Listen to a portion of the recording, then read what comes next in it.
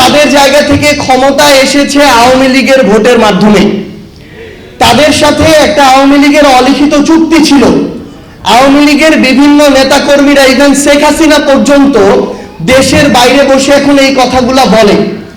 তো এর মধ্য দিয়ে এখন সবচেয়ে বড় যে সমস্যাটা হয়েছে আমার জুলাইয়ের যোদ্ধাদের, শহীদ পরিবারদের, যে অভ্যুত্থানের পরে এই নতুন সরকারটা যখন গঠন করলো, তারপর থেকে আমরা দেখতে পেলাম সেই অলিখিত চুক্তির কারণে যারা ওই জুলাই যোদ্ধাদের উপরে অভ্যুত্থানের সময় আক্রমণ করেছিল, যারা আমাদের শহীদ ভাইদের হত্যার জন্য দায়ী, তাদের অনেক দাগী আসামিরা এখন জামিন পেয়ে যাচ্ছে।